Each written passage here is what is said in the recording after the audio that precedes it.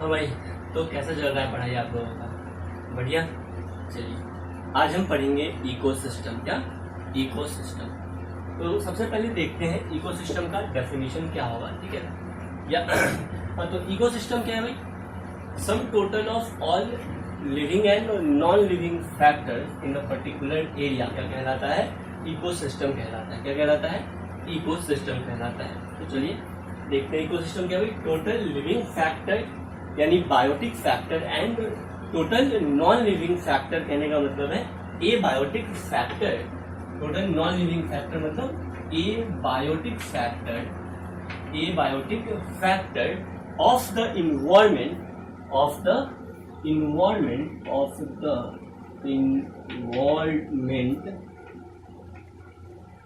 in a particular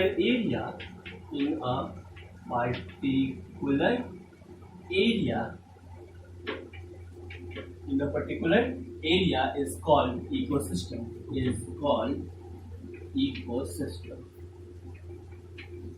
ठीक है?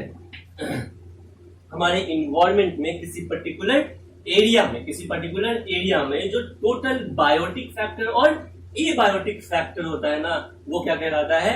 Ecosystem कहलाता है। क्या कहलाता है? इकोसिस्टम कहलाता है। क्लियर है? चलिए, तो ये जो इकोसिस्टम देखो पढ़ क्या कहाँ पे रहे, ये देखो। सबसे पहले हम पढ़े ऑर्गेनिज्म। क्या पढ़े? ऑर्गेनिज्म। बहुत सारे ऑर्गेनिज्म मिलके क्या बना दिए? पॉपुलेशन। क्या बना दिए? पॉपुलेशन। और डिफरेंट ग्रुप ऑफ पॉपुलेशन मिलके बनाते हैं क्या? बोलो ना, क्या बनाते हैं? कम्युनिटी। क्या बनाते हैं? कम्युनिटी। और डिफरेंट कम्युनिटी कहने का मतलब डिफरेंट पॉपुलेशन मिलके क्या बनाए? कम्युनिटी। कम्युनिटी में हम डिफरेंट टाइप का इंटरेक्शन पढ़ चुके हैं, ठीक है? पॉजिटिव इंटरेक्शन, निगेटिव इंटरेक्शन, ये सब। अब कम्युनिटी का मतलब हो गया sum total of all biotic factor, है ना? माइक्रो ऑर्गेनिज्म का पॉपुलेशन एक कम्युनिटी हो गया, प्लांट कम्युनिटी हो गया, एनिमल्स कम्युनिटी हो गया, डिफरेंट कम्युनिटी मिलकर क्या बना दिया? बायोटिक फैक्टर बना दिया। क्लियर है? अब बायोटिक फैक्टर ए बायोटिक फैक्टर मिलकर क्या बनाता है? इकोसिस्टम को बनाता है। क्या बनाता है भाई? इकोसिस्टम को बनाता है। ठीक है? तो अब हम पढ़ रहे हैं यहाँ पे इकोसिस्टम। देखिए, जो इसके पहले पढ़े हैं वो ऑर्गेनिज्म एंड पॉपुलेशन था। क्या था? ऑर्गेनिज्म एंड पॉपुलेशन था एनसीईआरटी के अकॉर्डिंग। तो आप एनसीईआरटी पढ़ रहे हैं ना?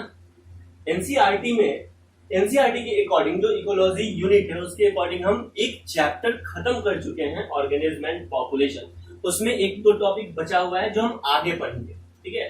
लेकिन आपका मोरल ड्यूटी बनता है कि उस एनसीईआरटी के चैप्टर को पूरा एक बार क्या करेंगे? पढ़ जाएंगे। समझ में आ गया? एक बार रीडिंग दे देंगे। कोई भी अगर डाउट होता है तो आप जरूर पूछेंगे। तो हम कम्युनिटी तक पढ़ चुके हैं, अब हम क्या पढ़ रहे हैं? इकोसिस्टम। तो इकोसिस्टम क्या है? इन्वायरमेंट में किसी भी पर्टिकुलर एरिया में टोटल बायोटिक फैक्टर और एबायोटिक फैक्टर मिलके क्या बनाता है? इकोसिस्टम को बनाता है। क्या? इकोसिस्टम को बनाता है। इकोसिस्टम ये जो टर्म है ये सबसे पहले कौन दिया था? कौन पॉइंट किया था भाई इस टर्म को? लिखेंगे term ecosystem point by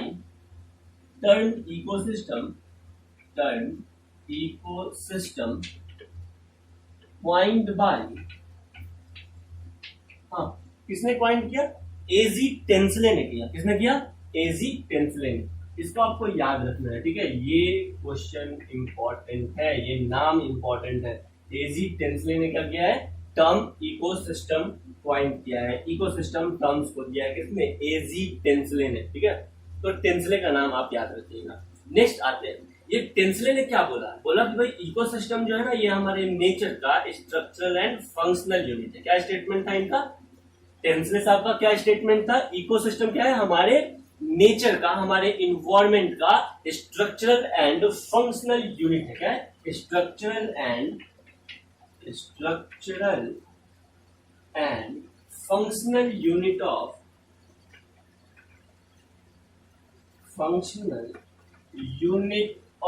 nature. Clear? Ecosystem क्या है? हमारे नेचर का structural and functional unit. Next एक साइंटिस्ट है, इन्होंने बस टर्म दे दिया और बोला कि भाई स्ट्रक्चरल एंड फंक्शनल यूनिट है। किन्होंने? एजी टेंसले साहब ने। किन्होंने? एजी टेंसले साहब ने। नेक्स्ट एक साइंटिस्ट आए, क्या नाम था भाई उनका? EP Odum. क्या था? EP Odum. ये और इम्पोर्टेंट है ईपीओडम। देखो हम जनरली साइंटिस्ट का नाम याद रखने के लिए नहीं बोलते, लेकिन आपको इकोलॉजी में साइंटिस्ट का नाम याद रखना है, समझ में आ गया। ईपीओडम ये फादर ऑफ इकोसिस्टम है। क्या है? Father of ecosystem, father of ecosystem ecology. या फादर ऑफ इकोसिस्टम कौन है? ईपीओडम है। कौन है भाई? ईपीओडम है। ये भी नाम आपको याद रखना है। इन्होंने पूरा इकोसिस्टम पे बहुत ज्यादा इनका वर्क है, इसीलिए इनको क्या कहते हैं? फादर ऑफ इकोसिस्टम इकोलॉजी कहते हैं। इनका कहना था कि भाई जो इकोसिस्टम है ना, इकोसिस्टम वो स्ट्रक्चरल एंड फंक्शनल यूनिट है नेचर का, लेकिन smallest structural and functional unit है। क्या ना, एक आगे बस एक टर्म लगा दिया क्या? स्मॉलेस्ट। तो इनका स्टेटमेंट है ईपीओडम का क्या? स्मॉलेस्ट इकोसिस्टम क्या है? Smallest structural end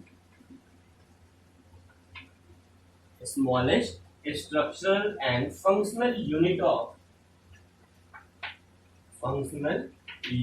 of nature. ठीक है, इकोसिस्टम क्या है? स्ट्रक्चरल एंड फंक्शनल यूनिट है, smallest structural and functional unit है। तो ईपीओडम कौन है? फादर ऑफ इकोसिस्टम है। और एजी टेंसले कौन है? इन्होंने बस टर्म दिया था इकोसिस्टम का। इकोसिस्टम क्या है? किसी पर्टिकुलर एरिया में जो टोटल बायोटिक और एबायोटिक फैक्टर होता है वो क्या कहलाता है? इकोसिस्टम कहलाता है। क्या? इकोसिस्टम कहलाता है। नेक्स्ट हम आते हैं, ये जो इकोसिस्टम है ना, ये सेल्फ रेगुलेटिंग सिस्टम है। क्या है? इकोसिस्टम। अब देखो जैसे फॉरेस्ट इकोसिस्टम, पॉन्ड इकोसिस्टम, आप वहां पे जाते हैं प्रोड्यूसर का अमाउंट क्या करने, प्रोड्यूसर के अमाउंट को बढ़ाने, कंज्यूमर के अमाउंट को कम करने, या फिर सुटेबल टेम्परेचर देने, सुटेबल वाटर देने, सुटेबल सनलाइट देने, आप इकोसिस्टम को मेंटेन नहीं करते। अब कुछ ऐसा भी इकोसिस्टम है जिसको आप मेंटेन करते हैं, तो हम टाइप्स ऑफ इकोसिस्टम में पढ़ेंगे। वैसा इकोसिस्टम जिसको नेचर मेंटेन करता है उसको बोलते हैं नेचुरल इकोसिस्टम। क्या? Natural ecosystem. और वैसा इकोसिस्टम जिसको हम और आप मेंटेन करते हैं उसको कहते हैं आर्टिफिशियल इकोसिस्टम। लेकिन उसके पहले इकोसिस्टम का कुछ कैरेक्टरिस्टिक है जिसमें आता है कि भाई इकोसिस्टम जो है ना वो self regulating and self sustaining unit है नेचर का। क्या? Self regulating and self sustaining unit है नेचर का। इसको कोई रेगुलेट नहीं करता है, ये खुद रेगुलेट करता है अपने आप को और खुद सस्टेन करता है नेचर में। तो इकोसिस्टम के लिए और लाइन जो इंपॉर्टेंट है, it is self regulating and self sustaining unit. क्या है? It is self regulating, it is self regulating and self sustaining unit of nature. ठीक है, ये नेचर का smallest structural and functional unit है। उसके अलावा ये self sustaining and self regulating and self sustaining unit. Clear? Next एक line है कि भाई इकोसिस्टम जो है ना ये बहुत छोटा भी हो सकता है और बहुत बड़ा भी हो सकता है।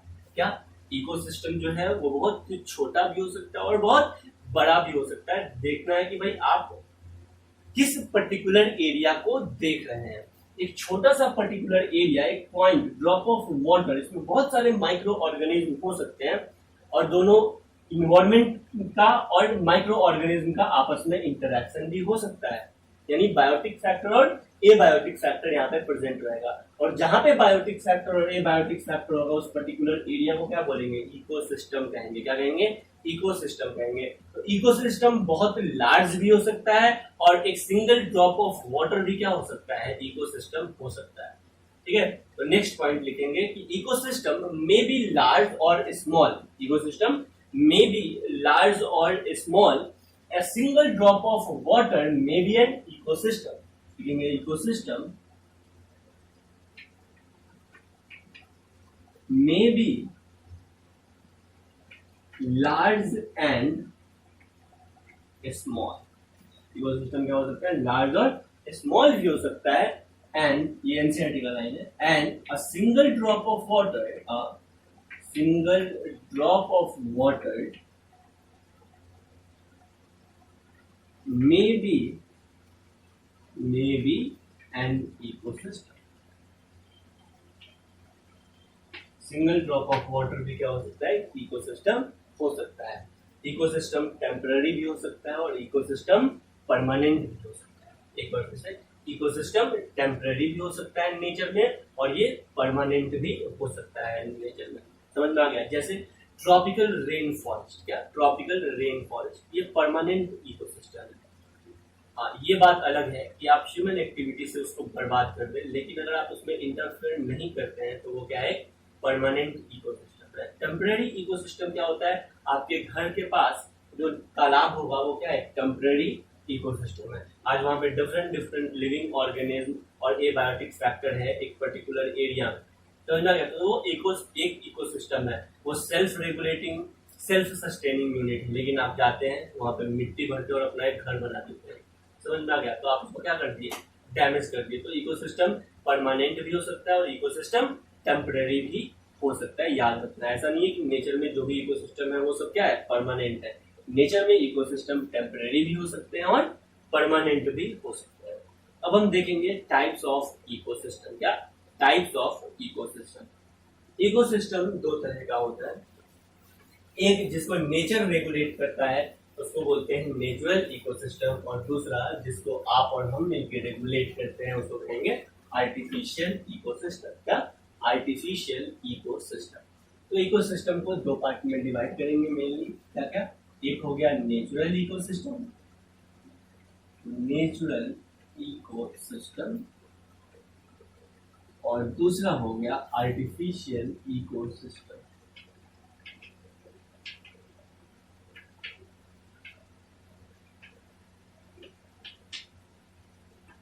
Natural ecosystem and artificial ecosystem.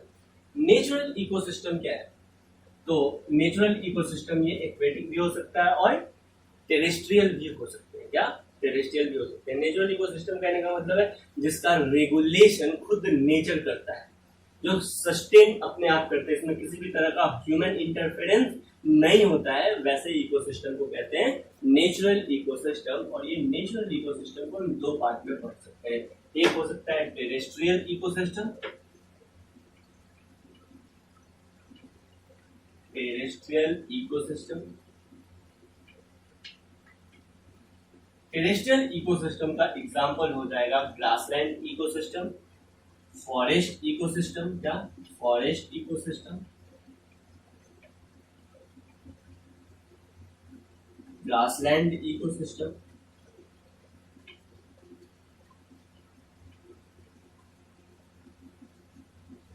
और दूसरा जो इकोसिस्टम है वो क्या हो जाएगा, एक्वेटिक इकोसिस्टम। क्या aquatic ecosystem.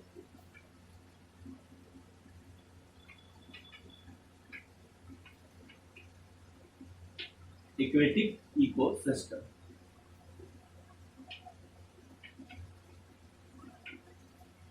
Natural aquatic ecosystem. ठीक है, अगर एक्वेरियम को देखें तो वो नेचुरल इकोसिस्टम नहीं है, वो क्या है, आर्टिफिशियल इकोसिस्टम है। उसको रेगुलेट आप करते हैं, मछली को खाना आप खिलाते हैं, समझ में आ गया? लेकिन नेचुरल इकोसिस्टम में सारे ऑर्गेनिज्म अपना ख्याल खुद रखते हैं। अच्छा, नेचुरल इकोसिस्टम ज्यादा स्टेबल होगा या आर्टिफिशियल इकोसिस्टम ज्यादा स्टेबल होगा? नेचुरल इकोसिस्टम ज्यादा स्टेबल होगा तब तक जब तक कि आपका कोई इंटरफेयर ना हो, यानी ह्यूमन इंटरफेयर ना हो। ह्यूमन तो बहुत डिस्ट्रक्टिव होते हैं यार। चलिए, तो इकोसिस्टम, एक्वेटिक इकोसिस्टम। अब एक्वेटिक इकोसिस्टम में एक होता है लेंटिक इकोसिस्टम। क्या लेंटिक इकोसिस्टम, लेंटिक इकोसिस्टम। लेंटिक इकोसिस्टम कहने का मतलब है पानी रुका रहेगा, यानी अगर स्टैग्नेंट वाटर में ऑर्गेनिज्म एक साथ रहते हैं किसी पर्टिकुलर एरिया में, तो क्या कहलाएगा वो, लेंटिक इकोसिस्टम। क्या लेंटिक इकोसिस्टम, याद रखिएगा। जैसे ही इकोसिस्टम बोल रहे हैं तो किसी पर्टिकुलर एरिया में टोटल बायोटिक फैक्टर और एबायोटिक फैक्टर दोनों को देखना है। तो लेंटिक इकोसिस्टम में क्या आता है, स्टैग्नेंट इकोसिस्टम। क्या कह सकते हैं इसको, स्टैग्नेंट इकोसिस्टम, यानी जहाँ पे पानी रुका रहेगा, जैसे कि पॉन्ड। ना पॉन्ड इकोसिस्टम, क्लियर है? जैसे कि लेक, जैसे कोई पॉन्ड हो गया या कोई लेक हो गया, वो क्या है, लेंटिक इकोसिस्टम को बताता है। दूसरा है लिम्नेटिक इकोसिस्टम। क्या? Limnetic ecosystem. लेंटिक और limnetic ecosystem. Limnetic ecosystem, limnetic ecosystem में रनिंग वाटर में होता है। कहाँ होता है भाई? रनिंग वाटर में इकोसिस्टम होता है। रनिंग वाटर में जो इकोसिस्टम होता है उसको बोलते हैं लिम्नेटिक इकोसिस्टम। ये हमको देखने को मिलता है रिवर में। कहाँ पे देखने को मिलेगा भाई? रिवर में देखने को मिलेगा। क्लियर है? तो दो तरह के इकोसिस्टम हो गए। अब इकोसिस्टम साइज के बेसिस पे, इकोसिस्टम को साइज के बेसिस पे भी क्लासिफाई किया गया है। ठीक है, तो लिखे नेक्स्ट पॉइंट देंगे, types of ecosystem on the basis of size. क्या? Types of ecosystem on the basis of size. उसके पहले आर्टिफिशियल इकोसिस्टम का आप एग्जांपल दे सकते हैं क्या? हाँ भाई, आर्टिफिशियल इकोसिस्टम का आप एग्जांपल दे सकते हैं? कोई ऐसा इकोसिस्टम जिसको आप मेंटेन करते हैं। हाँ, क्या हो जाएगा? एक तो हो जाएगा सर एक्वेरियम। क्या? एग्जांपल एक हो जाएगा एक्वेरियम। ठीक है, एक्वेरियम का एक आर्टिफिशियल इकोसिस्टम है। उसके अलावा क्रॉप लैंड। क्या? क्रॉप लैंड यानी जहाँ पे आप खेती करते हैं, एग्रीकल्चर जहाँ पे करते हैं, वो सारा एरिया क्या है? एक आर्टिफिशियल इकोसिस्टम है। ह्यूमन इन्वॉल्वमेंट के कारण आप क्रिएट करते हैं, प्लांट्स लगाते हैं। जैसे प्लांट लगाते हैं बहुत सारे इंसेक्ट्स आ जाते हैं, बहुत सारे इनवर्टिब्रेट्स आ जाते हैं, बहुत सारे माइक्रोब्स आ जाते हैं, और एबायोटिक फैक्टर तो पहले से ही प्रेजेंट है वहाँ पे, सॉइल, वाटर, टेम्परेचर, ये सब। तो आर्टिफिशियल इकोसिस्टम में क्या आ गया? एक्वेरियम और क्रॉप लैंड। क्लियर? ये सब क्या है? Artificial ecosystem. एक और आर्टिफिशियल इकोसिस्टम का एग्जांपल क्या हो सकता है? गार्डन। ठीक है, जो गार्डन आप लगाते हैं वो भी क्या है? आर्टिफिशियल इकोसिस्टम है। नेक्स्ट हेडिंग देंगे, types of ecosystem on the basis of size. क्या? Types of ecosystem on the basis of size. Types of ecosystem on the basis of size. Size के बेसिस पे इकोसिस्टम। जो पहला ecosystem होगा, ठीक है, वो होगा मेगा इकोसिस्टम। क्या होगा? मेगा इकोसिस्टम, यानी बहुत बहुत बड़ा ecosystem. Mega ecosystem, mega ecosystem. यहां से क्वेश्चन पूछता नहीं है, लेकिन आपका बेसिक ये सब थोड़ा सा स्ट्रांग होना चाहिए। मेगा इकोसिस्टम मतलब बहुत बड़ा इकोसिस्टम। क्लियर? मेगा इकोसिस्टम का एग्जांपल हो जाएगा ओशन। क्या? Ocean ecosystem. ये क्या है? मेगा इकोसिस्टम का एग्जांपल है। क्लियर? नेक्स्ट आता है मेगा इकोसिस्टम के बाद मैक्रो इकोसिस्टम। क्या? Macro ecosystem. Macro ecosystem. Macro ecosystem का एग्जांपल हो जाएगा फॉरेस्ट। क्या हो जाएगा? फॉरेस्ट, जंगल। क्लियर? ये मैक्रो इकोसिस्टम का एग्जांपल है। मैक्रो इकोसिस्टम के बाद आएंगे हम माइक्रो इकोसिस्टम पे। क्या? माइक्रो इकोसिस्टम पे। माइक्रो इकोसिस्टम, और माइक्रो इकोसिस्टम में हो जाएगा लैंड नहीं, सॉरी, क्या हो जाएगा? पॉन्ड। माइक्रो इकोसिस्टम का एग्जांपल हो जाएगा पॉन्ड, और सबसे लास्ट में हम देखते हैं नैनो इकोसिस्टम। क्या? Nano ecosystem. नैनो इकोसिस्टम का एग्जांपल हो जाएगा ड्रॉप ऑफ वाटर। क्या हो जाएगा? Drop of water. तो नेक्स्ट लेंगे नैनो इकोसिस्टम। नैनो इकोसिस्टम क्या एग्जांपल हो जाएगा इसका? Drop of water. चलिए आप कमेंट में बताइएगा फादर ऑफ इकोसिस्टम किसको कहते हैं? क्या? फादर ऑफ इकोसिस्टम कौन है? कौन है भाई फादर ऑफ इकोसिस्टम? और इकोसिस्टम टर्म किसने दिया? आगे आते हैं। फिर आएगा कंपोनेंट ऑफ इकोसिस्टम। क्या? Components of ecosystem. हम देखो अभी तक क्या क्या पढ़े? इकोसिस्टम का टर्म कौन दिया भाई? एजी टेंसले ने दिया था। फादर ऑफ इकोसिस्टम कौन है? Father of ecosystem, sorry, father of ecosystem, father of ecosystem कौन है? ईपी ओडम है। क्या है? ईपी ओडम है। उसके बाद इकोसिस्टम का डेफिनेशन देखें, इकोसिस्टम का कुछ कैरेक्टरिस्टिक देखें कि भाई ये self regulating, self sustaining unit होता है। इकोसिस्टम बहुत छोटा भी हो सकता है, बहुत बड़ा भी हो सकता है, और a single drop of water भी एक इकोसिस्टम हो सकता है। टाइप्स ऑफ इकोसिस्टम देखें, एक जिसमें ह्यूमन का इन्वॉल्वमेंट होगा और दूसरा जिसमें ह्यूमन का इन्वॉल्वमेंट नहीं होगा। साइज के बेसिस पे भी हम इकोसिस्टम देख चुके हैं। अब हम देखेंगे कंपोनेंट्स ऑफ इकोसिस्टम। क्या कंपोनेंट्स ऑफ इकोसिस्टम? और आपको पता है इकोसिस्टम का कंपोनेंट क्या क्या है, उसका डेफिनेशन ही बताता है कि उसका कंपोनेंट क्या होगा। तो इकोसिस्टम के दो कंपोनेंट हो गए, एक बायोटिक कंपोनेंट और दूसरे ए बायोटिक कंपोनेंट। क्या बायोटिक कंपोनेंट और ए बायोटिक कंपोनेंट। तो नेक्स्ट है देंगे कंपोनेंट्स ऑफ इकोसिस्टम। क्या components of ecosystem?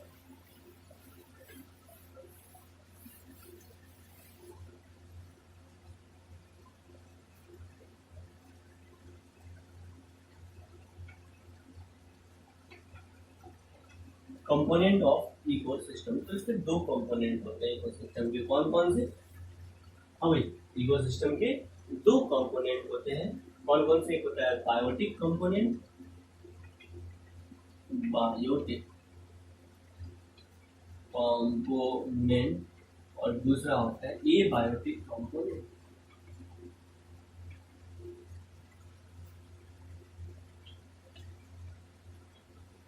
Biotic component में आता है लिविंग ऑर्गेनिज्म। क्या जो भी लिविंग ऑर्गेनिज्म होगा ना, लिविंग कंपोनेंट होगा, वो क्या आएगा? बायोटिक कंपोनेंट में आएगा। बचपन से ही समझा रहे हैं क्या क्या हो जाएगा? प्लांट हो जाएगा उससे बिल्कुल सही। और क्या हो जाएगा? एनिमल्स हो जाएंगे और माइक्रोब्स भी क्या है? बोलो ना, माइक्रोब्स भी क्या है? बायोटिक कंपोनेंट में आएगा। नेक्स्ट आ जाएगा abiotic component. Total non living things जो होंगे वो क्या आ जाएंगे? ए बायोटिक कंपोनेंट में आ जाएंगे, यानी नॉन लिविंग कंपोनेंट आ जाएंगे। Non living component abiotic में आ जाएंगे। और नॉन लिविंग कंपोनेंट में क्या क्या आ जाएगा? एक आ जाएगा भाई लाइट, दूसरा आ जाएगा वाटर, तीसरा आ जाएगा टेम्परेचर, चौथा आ जाएगा सॉइल, पांचवा हो जाएगा ह्यूमिडिटी। ये सब क्या आ जाएंगे भाई? टीटी से कर देते हैं ना। और भी कुछ कुछ ए बायोटिक कंपोनेंट में आ जाएंगे। ठीक है, लाइट हो गया, वाटर हो गया, टेम्परेचर हो गया, सॉइल हो गया, ये सब ह्यूमिडिटी हो गया, मॉइस्चर कंटेंट हो गया, स्पीड ऑफ एयर हो गया, ये सब क्या है? ए बायोटिक कंपोनेंट्स में आ जाएंगे। क्लियर? अब बायोटिक कंपोनेंट्स को मेनली हम दो पार्ट में डिवाइड करेंगे। बायोटिक कंपोनेंट को मेनली हम दो पार्ट में डिवाइड करेंगे। कौन कौन सा? अभी बायोटिक कंपोनेंट को मेनली हम टू पार्ट्स में डिवाइड करेंगे। कौन कौन सा टू पार्ट्स होगा? एक होगा, बोलो ना, एक होगा प्रोड्यूसर और दूसरा होगा कंज्यूमर। क्या? एक होगा प्रोड्यूसर और दूसरा होगा कंज्यूमर। क्लियर? प्रोड्यूसर्स क्या होते हैं, कंज्यूमर्स क्या होते हैं, देखते हैं उसको डिटेल में। ठीक है, जब वो पढ़ेंगे कैसे, हम प्रोड्यूसर्स के कंपोनेंट्स पढ़ लेंगे, समझ में आ गया। उसके बाद कंज्यूमर को पढ़ लेंगे डिटेल में। जैसे ही हमारे पास प्रोड्यूसर और कंज्यूमर आएगा इकोसिस्टम में, वैसे ही हमारे दिमाग में आएगा कि भाई अब हमको क्या पढ़ना चाहिए? क्या पढ़ना चाहिए? फूड चेन पढ़ना चाहिए। क्या? फूड चेन पढ़ना चाहिए। तो प्रोड्यूसर्स को पढ़ने के बाद हम पढ़ेंगे फूड चेन। जब बहुत सारा नेचर में इकोसिस्टम में फूड चेन बन जाएगा, तो बहुत सारा फूड चेन मिलकर क्या बनाता है? फूड वेब बनाता है। क्या? फूड वेब बनाता है। तो हम प्रोड्यूसर पढ़ेंगे, फिर कंज्यूमर पढ़ेंगे, और प्रोड्यूसर और कंज्यूमर पढ़ने के बाद फूड वेब पढ़ेंगे, सॉरी फूड चेन पढ़ेंगे, फिर फूड वेब पढ़ेंगे। और फूड वेब को पढ़ने के बाद हम क्या पढ़ेंगे? ए बायोटिक कंपोनेंट्स पढ़ेंगे कि भाई हमारे इकोसिस्टम पे, सॉरी हमारे बायोटिक फैक्टर पे ए बायोटिक फैक्टर का क्या प्रभाव पड़ता है। समझ में आ गया? इस तरह से इस चैप्टर को आगे पढ़ेंगे। चलिए, तो अब हेडिंग देंगे प्रोड्यूसर। क्या देंगे? प्रोड्यूसर।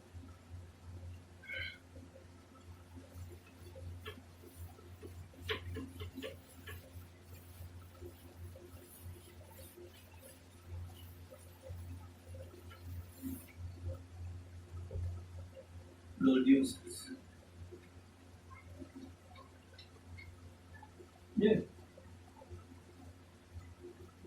प्रोड्यूसर्स क्या होते हैं? प्रोड्यूसर्स जो सोलर एनर्जी को ट्रैप करते हैं और केमिकल एनर्जी में कन्वर्ट करते हैं। क्या? सोलर एनर्जी को ट्रैप करते हैं और केमिकल एनर्जी में ट्रैप करते हैं, वो क्या कहलाता है? प्रोड्यूसर कहलाते हैं। क्या? प्रोड्यूसर्स, प्रोड्यूसर्स जो होते हैं ये एनर्जी प्रोड्यूस करते हैं। कैसे? सोलर एनर्जी से एनर्जी प्रोड्यूस करते हैं। आपको पता है किसी भी इकोसिस्टम का अल्टीमेट सोर्स ऑफ एनर्जी क्या है? हमारे नेचर का, इन्वायरमेंट का अल्टीमेट सोर्स ऑफ एनर्जी क्या है? सन है। क्या है भाई? सन है। लेकिन आप और हम क्या सोलर एनर्जी से एनर्जी ऑब्टेन करते हैं? नहीं, हम तो प्लांट फूड से एनर्जी ऑब्टेन करते हैं। क्या? प्लांट फूड से एनर्जी ऑब्टेन करते हैं। और हमारे लिए जो फूड बनाता है वो कौन है? प्लांट से। क्या है भाई? प्लांट है। इसीलिए इस प्लांट को प्रोड्यूसर कहते हैं। हम आप अपने रिस्पेक्ट में प्लांट्स को क्या कहते हैं? प्रोड्यूसर कहते हैं। क्यों? क्योंकि ये हमारे लिए प्रोड्यूस करता है। क्लियर है? इसीलिए इसको क्या कहते हैं? प्रोड्यूसर। क्योंकि ये जो प्रोड्यूसर्स है यानी ग्रीन प्लांट्स, ये सोलर एनर्जी को केमिकल एनर्जी में ट्रैप कर देते हैं, कन्वर्ट कर देते हैं। इसीलिए प्रोड्यूसर का दूसरा नाम कन्वर्टर्स भी कहते हैं। इसको क्या कहते हैं? कन्वर्टर्स भी कहते हैं। या आप इसको ट्रांसड्यूसर भी कह सकते हैं। क्या कहते हैं भाई? ट्रांसड्यूसर। तो आप प्रोड्यूसर को या तो ट्रांसड्यूसर कहिए या कन्वर्टर कहिए या प्रोड्यूसर कहिए, बात सेम है। समझ में आ गया? ट्रांसड्यूसर भी ध्यान में रखना है। ये जो प्रोड्यूसर होते हैं ना, ये कौन हमारे इकोसिस्टम में लिविंग कंपोनेंट में, बायोटिक कंपोनेंट्स में वैसे कौन से ऑर्गेनिज्म है जिसको हम क्या कह सकते हैं? प्रोड्यूसर कह सकते हैं। कौन है भाई वो? Photosynthetic organism. क्या? और फोटोसिंथेटिक ऑर्गेनिज्म। और जैसे ही फोटोसिंथेटिक ऑर्गेनिज्म कहते हैं वैसे ही हमारे दिमाग में आता है all autotrophic organism. All autotrophic organism. ये सारे ऑटोट्रॉपिक ऑर्गेनिज्म क्या कहलाते हैं? प्रोड्यूसर्स कहलाते हैं। क्या कहलाते हैं? प्रोड्यूसर्स कहलाते हैं। क्लियर है? चलिए एग्जांपल देखते हैं प्रोड्यूसर का। क्या है एग्जांपल इसका? तो ग्रीन प्लांट से एग्जांपल क्या है? Green plant. और क्या है एग्जांपल इसका? फाइटोप्लैंक्टन। ये ग्रीन प्लांट टेरेस्ट्रियल, मतलब जमीन पे अगर प्रोड्यूसर है तो वो कौन है भाई? Green plants. लेकिन इनसाइड द वाटर बॉडी अगर कोई प्रोड्यूसर है तो कौन है? वेल? नहीं। कौन है? फाइटोप्लैंक्टन। कौन है भाई? Phytoplankton. Living, floating, microscopic, photosynthetic organism को क्या कहते हैं? फाइटोप्लैंक्टन कहते हैं। क्या कहते हैं? फाइटोप्लैंक्टन। ये जो फाइटोप्लैंक्टन है ये एक्वेटिक प्रोड्यूसर है। क्या भाई? एक्वेटिक प्रोड्यूसर है। यानी वेल को भी जो एनर्जी ऑब्टेन हो रहा है वो डायरेक्टली और इनडायरेक्टली किससे होगा? प्रोड्यूसर से होगा। प्रोड्यूसर को अल्टीमेटली एनर्जी कहां से मिलेगा? सन से मिलेगा। कहां से मिलेगा? सन से। तो किसी भी इकोसिस्टम का अल्टीमेट सोर्स ऑफ एनर्जी कौन है? सन है। क्या भाई? सन है। लेकिन ये सोलर एनर्जी, नेक्स्ट पॉइंट में लिखेंगे, solar energy is the only and ultimate source of energy in ecosystem. लिखेंगे solar energy is the ultimate source of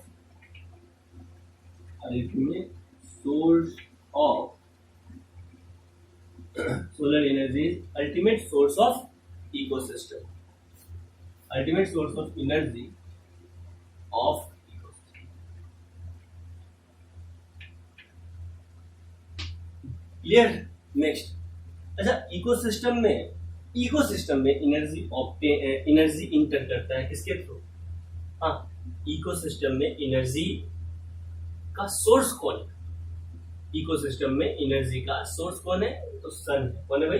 सन है। Solar energy. Clear?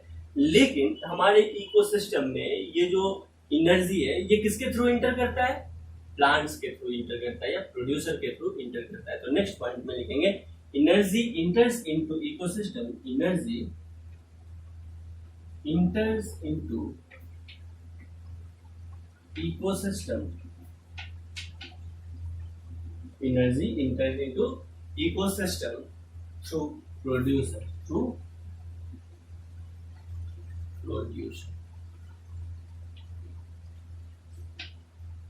Clear? Next heading देंगे कंज्यूमर। क्या? कंज्यूमर क्या भाई? All heterotrophic organism क्या कहलाते हैं? इकोसिस्टम के कंज्यूमर कहलाते हैं। क्या? यानी प्रोड्यूसर के अलावा जो भी ऑर्गेनिज्म है हमारे नेचर में वो सब क्या है? हेट्रोट्रॉपिक है। यानी और हेट्रोट्रॉपिक ऑर्गेनिज्म वो सब क्या होंगे? कंज्यूमर होंगे। क्या होंगे? कंज्यूमर होंगे। तो प्रोड्यूसर्स के बाद नेक्स्ट हेडिंग दीजिएगा कंज्यूमर। कंज्यूमर कौन होते हैं भाई? All heterotrophic organism. और हेटेरोट्रॉफिक